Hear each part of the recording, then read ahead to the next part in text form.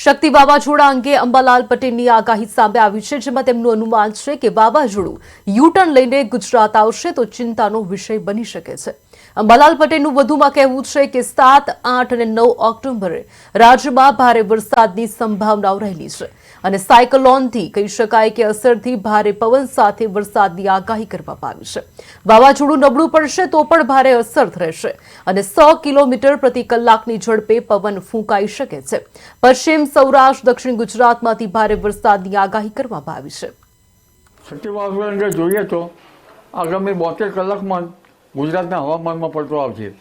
અમદાવાદ ગાંધીનગરના હવામાનમાં પણ આગામી 48 કલાકમાં અથવા તો 72 કલાકમાં પલટો આવી શકે તેમ છે। આ વાવાઝોડાની સ્થિતિ અંગે જોઈએ તો આ દ્વારકાથી ઘણા દૂર છે અને લગભગ ત્યાંની અસર લગભગ ભૂભાગો તરફ આવતા ભૂભાગોની તરફ આવતા જો કે છે દરિયામાં, પણ જેમ જેમ નજીક આવશે તેમ તેની ગતિ ધીમી પડી જશે અને ડીપ ડિપ્રેશનમાં ફેરવાઈ જશે।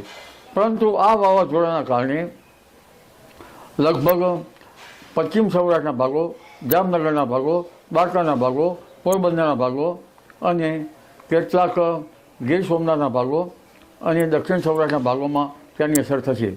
ખાસ કરીને પશ્ચિમ સૌરાષ્ટ્રના ભાગો, જામનગરના ભાગો, કચ્છના ભાગો, ઉત્તર સૌરાષ્ટ્રના ભાગો, સુરેન્દ્રનગરના ભાગો અને રાજકોટ મોરબીના ભાગોમાં આની અસર થવાની સાથે સાથે જ દરિયા કિનારાના ભાગોમાં પશ્ચિમ દરિયા કિનારાના ભાગોમાં ભારેથી અતિભારે પવન ફૂંકાવાની શક્યતા રહેશે।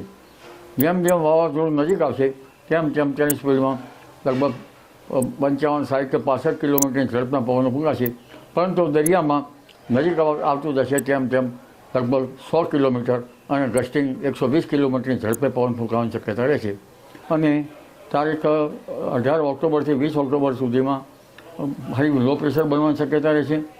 અરબ સાગરમાં પણ લગભગ દિવાળીની આસપાસમાં એક દક્ષિણ ભારતમાં એક સાયક્લોનિક સર્ક્યુલેશનો અને સિસ્ટમો બનવાની શક્યતા રહેશે।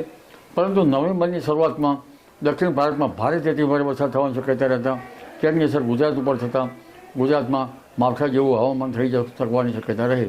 તારીખ 18થી 27 અને તારીખ 30 સુધીમાં લગભગ ગુજરાતના ભાગોમાં અને દરિયા કિનારા ભાગોમાં ભારે પવન ફૂંકાશે। ગુજરાતના ભાગોમાં પણ માવઠા જેવી સ્થિતિ થઈ જવાની શક્યતા રહેશે। 18 નવેમ્બર બાદ ખતરનાક વાવાઝોડા બંગાળના ઉપસાગરમાં બનશે અને ડિસેમ્બરની શરૂઆત સુધીમાં એટલે કે ડિસેમ્બરની શરૂઆત અને 15 ડિસેમ્બર સુધીમાં પણ ગુજરાતમાં